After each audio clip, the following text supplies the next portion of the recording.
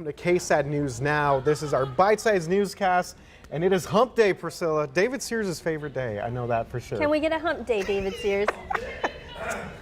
Again, come on.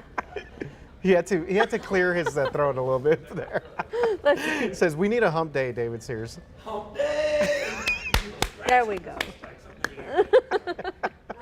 Allergies. What a sport. Cedar, yeah, so there's got to be something there. But that was great. Yeah, David Sears getting us ready to go here on KSAT News Now on a Wednesday. On a Wednesday, midweek. I just have started this week wanting it to fly by, and it kind of is. So, yeah. That is good. Yes, definitely. And we're talking about a lot of different things today. Vanessa Bryant's the latest there in, years after the Kobe death. There's a settlement there in LA County over Kobe's tragic death there. And also, talking about CPS rates here. How much you can be paying soon for your CPS Energy bill. Yes, of course, we have all that and a whole lot more. But first, we're going to jump right to the top story locally. So 2 people are in the hospital and close to 50 people are staying in a hotel after a fire forced them out of their apartments last night. Yeah, so this happened last night at the Blanco Apartments on West Wasatch, north of downtown. According to the San Antonio Fire Department, the fire started in a 3rd-floor apartment on a mattress. Now, the flames did not spread beyond that one apartment, but the entire 3rd floor had enough smoke damage to prevent the people living there from staying the night. Yeah, very scary situation there. At one point, tenants were on their balconies trying to get fresh air, and we know that the 2 people who were taken to the hospital last night, at last check, were in critical condition. Opportunity Home, it's a local organization. They helped a total of 46 people with their hotel stay last night. They're also working with the American Red Cross to help those affected, many of whom are elderly. Yeah, so they're in need of a few things here, toiletries being the biggest, and if you can help, all you need to do is drop donations off at Opportunity Home. Again, that's located at 818 South Flores, and they're open Monday through Friday from 8 a.m. to 5 p.m. Yeah, and I was reading that, when this fire happened, a lot of the people on that 3rd floor, because of all of the smoke, they were on their balconies actually trying to get some fresh air. So luckily, they were able to rescue a lot of them. Yeah. We'll continue to check in on the people that are in the hospital to kind of get updates on them. But yeah, definitely. And you could just imagine, I was listening to some of Chief Hood yesterday, Chief Charles Hood with San Antonio Fire Department, talking about this. And so they worked to evacuate 100 people, right, total from the apartments, and obviously multiple rescues off of balconies. But he did say one positive about all this was that many of these residents who are older remain pretty calm. Like they really didn't lose their cool under any of these types of situations, so that was good. He said that really kind of helped firefighters make sure that everyone in this situation was safe. But again, they're getting help from American Red Cross, obviously the organization that used to be the San Antonio Housing Authority. But yeah, so they're getting some help there. Still a long ways to go and to figure out what happened there. Yes, and we're going to be following up on this story throughout the day, so definitely you can stay with us in our regular newscast on KSAT.com. And of course, like we mentioned, if you do want to donate, there is opportunity. You can just drop off your donations at Opportunity Home.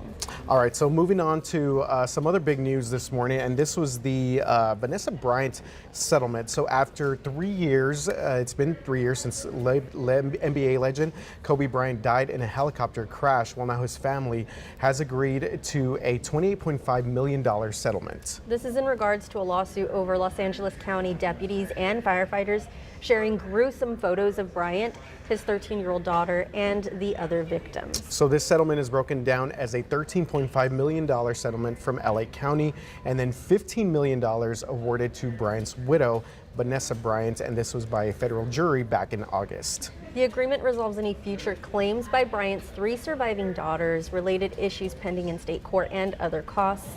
And the settlement, though, it's not finalized until a judge actually approves it.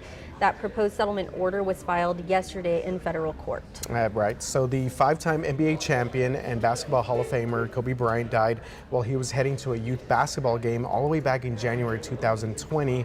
And he was traveling by helicopter with his daughter Gianna and 7 others who also died in that horrible crash.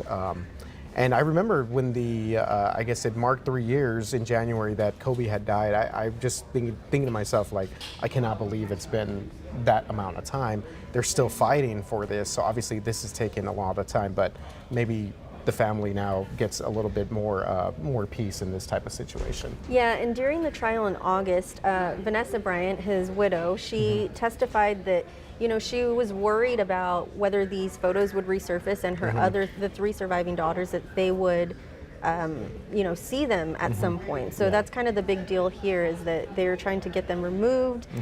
They don't, obviously that's so tragic. You don't want to relive that. But yeah, it's crazy to believe that 3 years has gone by. It's one of those stories that's just so surreal, Yeah, definitely. And you mentioned just the photo. I mean, just think of the high profile nature of that Kobe, that he was a global superstar. So obviously they fought really kind of tooth and nail to make sure that this sort of situation would be resolved there with the county. And do you remember where you were at when Kobe? That's one of those where I'll always just kind of remember where I was at. I was in the parking lot of a Marshall's actually, and I saw like an alert come through, and I was like, that cannot be true. I think I was here. Okay. I mean, I know I was obviously working in news, but I'm pretty sure I was doing like one of the shows here when it happened. And it's one of those stories where like the details, it's like people were reporting a lot of this stuff before anything was actually confirmed. So yeah, I do remember, but you have a vivid memory. I do, just because I remember seeing it and just being and saying to myself, like, I was like, there's no way this can be true. And then obviously TMZ reported it, and then we got more information on this. But wow, I remember when that happened, thinking to myself, like, oh my God, like I cannot believe Kobe has died here, and including his daughter and also those other victims. Yeah. So tragic. We're going to turn now though to a local story. So it's only been 1 year since the last time CPS Energy raised its gas and electricity rates, but it looks like they might be doing it again soon. All right, so this is not news many people want to hear. So they still have not specified how big the rate hike proposal will be, but they plan on having it in place in February of next year, and then another in early 2026. With approval by its Board of Trustees and the San Antonio City Council, CPS Energy raised its base rate in March of last year by 3.8%. At the same time, it increased customers' fuel adjustment charges to cover the costs of the February 2021 winter freeze. All right, so last year's rate hike was meant to help pay for infrastructure, improve technology, and staffing requirements. But the CFO there at CPS Energy says these issues are ongoing, which is why they're discussing these types of rate hikes next year and beyond. So obviously something that a lot of people are paying attention to here. And I know Garrett Berringer's done a really great job covering this entire story. And one thing that he had brought up yesterday was that CPS Energy is also still dealing with like a big backlog of unpaid bills. So this rate hike, it's unclear whether it's going to actually, play a part in covering some of those costs that they're trying to recoup still. Yeah, and so you mentioned Garrett. So if you go to our website, there's a little bit more of a breakdown of some of the percentages here and a little bit more of an explanation about these rate hikes. And because it's definitely a lot of percentages and a lot of different numbers, and also keeping track of the years here when we could see these increases. But yeah, check out our website, KSAT.com, for more information. Yep. Moving to Jacob's Well. Have you ever been? No, never been, but I've heard really great things about it. In fact, you have to reserve it ahead of time, right? In order to go out to actually, I guess, swim in the watering hole? Yes. I actually have never been either, but I see a lot of people post about it on social media. Yeah. Well, Jacob's Well could be closed for the second year in a row after another one of the most driest years on record. Yeah, so this is something we've been going through for some time now with Jacob's Well, and obviously they are having some troubles right now. So the swimming hole, this is in Wimberley, Texas, was closed last year because of the Trinity Aquifer didn't have enough rainfall to recharge. So basically they ain't got no rain, they ain't got no water. Everything is just drying up. So the Hays County Park Department says this is the fourth time in recorded history the area has run dry, and the Wimberley Watershed website confirms the two lower Trinity Aquifer wells showed 15 to showed 15 to 20 foot declines in water levels compared to last year. All right, so the park is still open for hiking and camping out, or just going there to spend a nice day or two out there with the family, but no swimming for the near future. That's a shame. Yeah, bummer. It's just big bummer. Yeah, and we've talked about this. It's not just Jacob's Well, but there's issues with Medina Lake. I also saw a post about what is that one called? It's a canyon. So Choke Canyon? or Canyon Lake? No, I'll think of it in a little bit. Yeah, Okay. there's Paradise the Frio Canyon. River. Paradise Canyon. Yeah, the Frio. The Frio's kind of been going through some Garner. drought issues as Yeah. well. Medina, Yes. also, yeah. There's a The lot of post I stuff saw, there. it said Paradise Canyon is no Paradise longer Canyon. paradise. It's just a Oh canyon. man, And it's like no all longer dry. paradise. That's so Hits ya. sad. I know. That hits you. I mean, but that Right kind in of brings up the feels. question, like, when are we going to see rain, right? Because we Yes. so desperately need it. We do have a chance tomorrow night for not just some rain, but maybe a couple of strong storms. Okay. The window looks to be pretty small, and unfortunately, the rain's not going to be for everybody. So it's not going to be a widespread blanket of that activity tomorrow evening, but we at least do have the chance. And of course, we will need to monitor the radar for maybe that isolated severe chance briefly as we see our next cold front moves through. Before we can get there, though, it's still a little cloudy out there, kind of gloomy looking right now. Temperatures in the muggy mid 70s here in San Antonio. It was just a foggy and a misty kind of dreary start to the day. As we head into the afternoon hours, we should see some of that low-level cloud cover break up a touch, I think leading way to a few peaks of sunshine. It is going to be another warmer than average day, so we've kind of wrapped up the month of February and started this month of March on a warmer than average note. Definitely feeling more like spring out there. The humidity is with us today as well. Overall daytime highs are looking to top off in the upper 80s here in San Antonio. Now tonight, we have a small chance for a few showers to maybe a stray storm, but the better chance for finding some rumbles of thunder out there looks to move in tomorrow evening with that next front. So we can briefly time that out again. We don't have a whole lot on the radar right now in terms of significant activity, maybe just a little bit of that mist here in San Antonio and surrounding areas. There is an area of low pressure that you see kind of this swirl moving through the southern portions of California, Nevada, that's approaching Arizona. That is the parent area of low pressure that's going to drop that cold front into south central Texas tomorrow, late afternoon and into the evening is the time frame that we're looking at right now. So here's a brief look at your futurecast, what the radar could look like over the next 36 hours. Again, late tonight and into the early morning hours of our Thursday, maybe a few showers to a stray rumble, not completely out of the question. Better chances of finding that looks to be west of I-35. And then notice as we head into Thursday morning, similar to what we found out there this morning, some pockets of drizzle, a few sprinkles, some mist and fog expected. And then as we head into Thursday, late afternoon, around 3 to 4 o'clock, we start to see that front push into our western counties. And by about dinner time, approaching Kerrville, the hill country, could see a few stronger storms lead in with that frontal boundary. That front does look to push through the San Antonio area in between about 6 p.m. to 8 p.m. tomorrow evening. That's when we'll need to monitor the radar. And then those storms look to exit out of our eastern counties by about 9 to 10 p.m. So it is a relatively small window. And again, the rain's not going to be for everybody, but the Storm Prediction Center has placed the hill country, parts of Bexar County, and then generally along and east of I-37 in a low end 1 out of 5 risk for an isolated strong to severe storm to develop. If that is the case, should a storm require some extra attention, I think strong gusty winds are going to be the biggest thing to monitor there. You can see the severe weather threat, at least the higher severe weather threat, is well off to our north and our east. So we'll keep eyes on it, all things to say. I think the bigger impact from this front is going to be the windy conditions that kick on after the boundary passes through. Into the early morning hours of Friday, wind gusts upwards of 45 to even 50 miles per hour will be possible.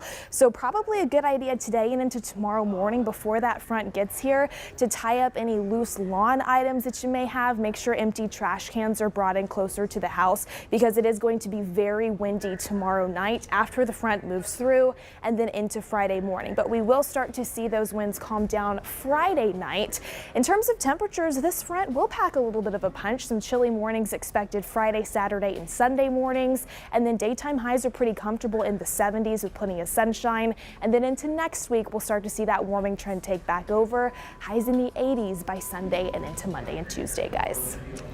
All right, so it's going to be a nice weekend after we get past some of the wind that we're going to see here. Exactly. Yeah, I think Sarah Spivey yesterday said that it'll be probably the best weekend of the year. So Ooh. Take advantage she's throwing of that it, out right? into the universe. Yes. Take advantage. You have to do something outdoors then. I'll be stuck moving. It's gonna, Well, hey, at least it'll be relatively lower On the greatest humidity weekend of the year. I too. was gonna say, yeah, at least it's not gonna be humid for you. Yeah, that's true. that's definitely a Yeah. plus. Yeah, moving during like the summer is the worst. So bad. Yeah, not fun. Well, All you're right. yeah, spring. You're not there yet. Well, thank you very Mia. much, Mia. You bet, Yeah. guys. Speaking of spring things to do, this is pretty cool. The Pearl is going to be hosting some Monday movies here as they partner with Slab Cinema to host these movie Mondays all through the month of March. Yes, it's going to happen between Full Goods Diner and Ladino at 1100 Springs Plaza. You can watch your favorite classic movies while bringing your favorite lawn chairs and blankets. Don't forget those. And of course, your favorite snacks. Yes, beverages too. You know what? You can't don't forget about that as well. So this actually starts next week on March the 6th, and it continues every consecutive Monday after that. So pretty cool stuff here. Yeah, so some of the movies that they have lined we up, go. it's going to start with Back to the Future on March 6th, Love it. followed by the classic The Sandlot, Love it. Ghostbusters, and The Goonies. Love it. Yeah. Okay, so Back to the Future, Marty McFly. I will watch that movie every single time that I see it on TV. Have your kids seen Back to the Future? I know No. your two youngest are too young. No, but she has not. Really? Bailey? She hasn't, Bailey. Oh, She's okay. seen The Sandlot. She's Okay, seen Ghostbusters. that's a classic. But I don't think she's seen Back to the Future nor The Goonies. Oh, okay. Yeah, I'm Those are failing OGs. on that. Yeah, I know. Those are OGs. Yeah. Which ones, Robert? Oh, producer Robert saying that The Goonies is his favorite 80s movie of all time. Yeah, I would have to say I like The Goonies a lot. Sandlot, that's a classic one. And then, I don't know, Back to the Future really, like I said, if that's on, I'm just going to watch like a gonna couple watch? of scenes. Yeah. Yeah? Doc Brown. Marty McFly. Time travel. All I have to sorts of say weird though, stuff. anything that happens at the Pearl, I'm always a fan of. I've done like Yeah. yoga in the park there. They always have something going on. And Okay. you mentioned drinks. You just go to like the the food hall and get your drink and then watch your movie. There we go. Yes. So these movies are going to start at sunset because there's a couple of people asking what time that they're going to start, and people are also asking, can you bring any food and drinks? It says yes, that is the case, and parking there is $3. It's a flat fee. So parking at the Pearl, free on all lots, Monday through Thursday until 2 p.m. But then a $3 fee after that. Yes, but there aren't there some like meters too that you can Yeah, there's all they're always sorts of hard to parking grab. stuff going on but- there. Yeah, but this should be a great time out there at the Pearl. You mentioned a lot of good stuff there and a great scenery as well. So check that out. And good starting weather, Monday. Yeah, right? absolutely. You can't go wrong with that. All right, that's going to wrap things up now for KSAT News Now. Wanted to say, look, the Spurs actually won a game. Thanks. Yeah. We can say it. Go Spurs, go. Are you going to go honking down Commerce, RJ? So I was trying to think of where. Okay, so people go down Commerce, and then what's the other? Military. Military. Oh, I could not remember that. Military Okay. was always popular. Yeah. Spurs had lost 16 straight games. They won one last night. Here we go, and they're back tomorrow, Thursday night, after the Rodeo Road Trip. Lucky number 18 is coming up or not? No. I mean, we'll see. Good luck to Let's them. not do that. Yeah, good luck to them. All right, we will see you guys back here tomorrow at 11 a.m.